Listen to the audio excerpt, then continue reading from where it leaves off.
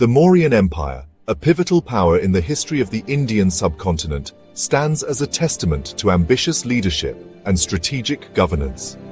Flourishing from 322 to 185 BCE, this era represents a significant chapter in ancient Indian history, a period marked by both expansion and consolidation. It was the first empire to unify much of the Indian subcontinent, bringing together diverse regions and cultures under a single banner. This unification was achieved under a single centralized rule, a feat that had eluded previous rulers and dynasties.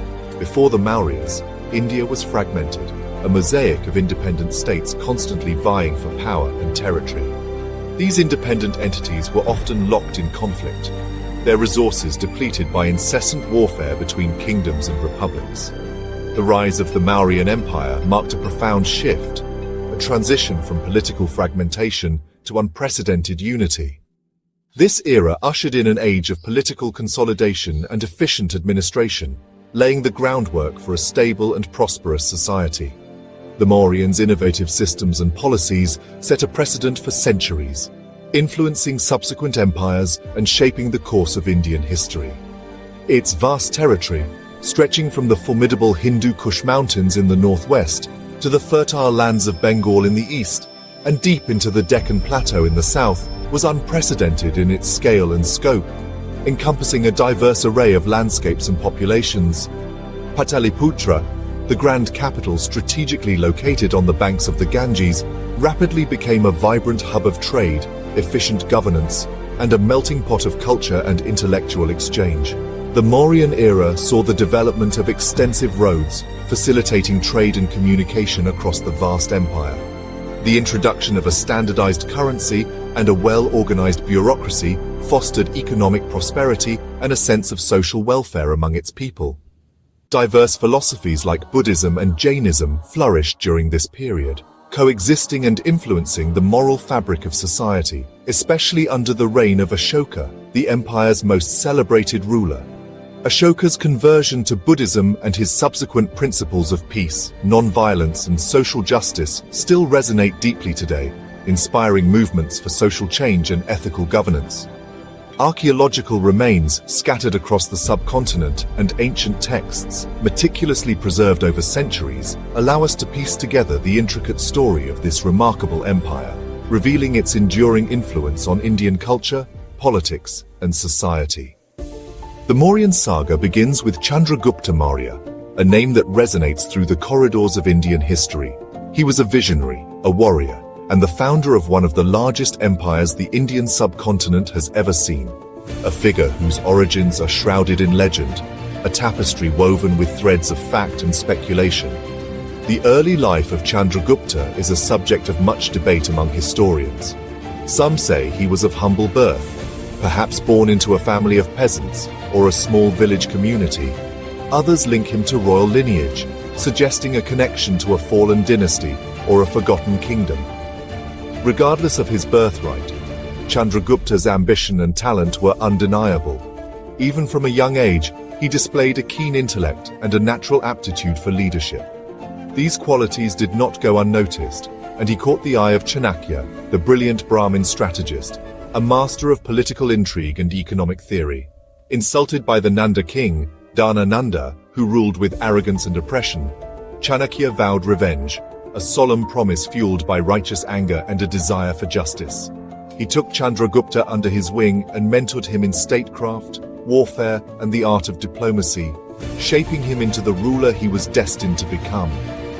The political chaos after Alexander the Great's invasion, though short-lived, had destabilized the region, created a power vacuum in northwestern India, leaving a fragmented landscape ripe for conquest and consolidation. Seizing the moment with strategic brilliance, Chandragupta raised an army, drawing upon the disaffected and the ambitious, first liberating regions from Greek satraps, who had been left behind to govern the territories Alexander had briefly controlled. With his power base secured, he then turned east toward the Nanda Empire, the ultimate prize in his quest for dominion. The Nandas were wealthy, their coffers overflowing with the spoils of taxation, but they were also deeply unpopular with their subjects, and Chandragupta, with Chanakya's guidance, astutely exploited this discontent, turning the people's resentment into a powerful weapon.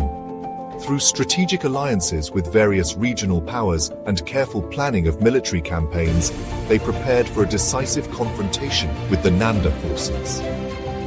This movement for unification, driven by ambition and fueled by popular support, set the stage for a new imperial order that would fundamentally change India's destiny, ushering in an era of unprecedented unity and prosperity.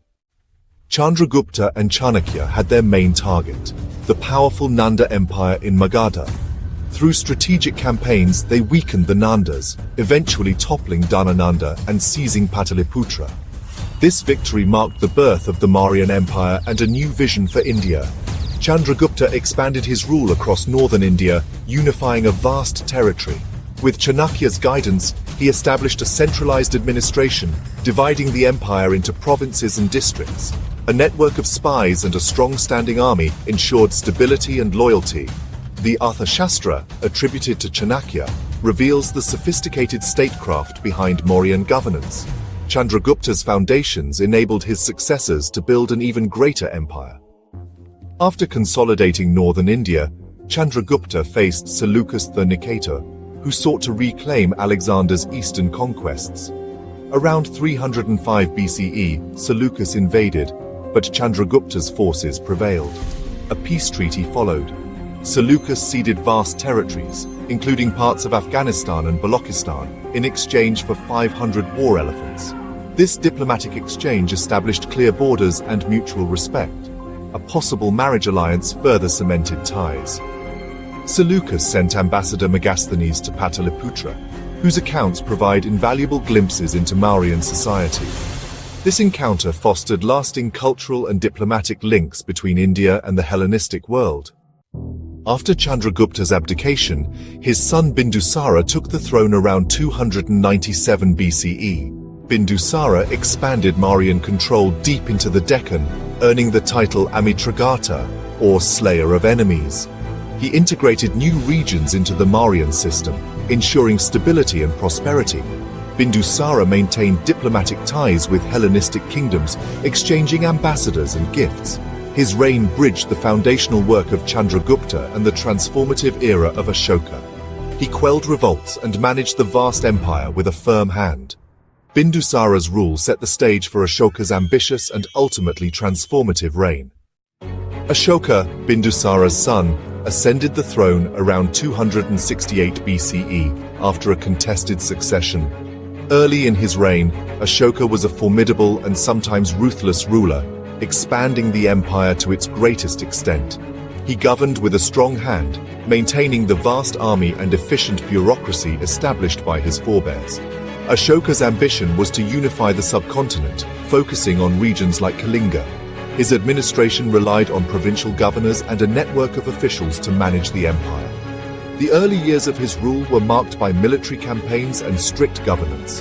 However, the relentless pursuit of conquest would soon lead to a turning point that changed Ashoka and the empire forever. This transformation would become one of history's most remarkable stories of personal and political change. The Kalinga War in 261 BCE was a turning point for Ashoka and the Mauryan Empire. The brutal conflict resulted in massive casualties and suffering, as described in Ashoka's own edicts. Witnessing the devastation, Ashoka was filled with remorse and renounced violent conquest. He adopted Dhamma Vijaya, conquest by righteousness, over Digvijaya, or conquest by arms. Ashoka's new policy emphasized morality, compassion, and social responsibility. He embraced Buddhism, but his Dhamma was inclusive, promoting non-violence, tolerance, and welfare for all. Special officials, the Dhamma Mahamatas, spread these principles throughout the empire. Ashoka's edicts, inscribed on rocks and pillars, became lasting symbols of his transformative vision. Ashoka's rock edicts and pillar edicts served as a powerful medium scattered strategically across the vast expanse of India. These edicts weren't just declarations, they were a direct line of communication, through which he communicated his policies and moral teachings directly to the people. Written in the local languages and scripts of the time, ensuring widespread understanding, these inscriptions promoted the core tenets of Dhamma, emphasizing non-violence, or ahimsa, as a cornerstone of society, religious tolerance, fostering harmony among diverse faiths, and social welfare, ensuring the well-being of all his subjects.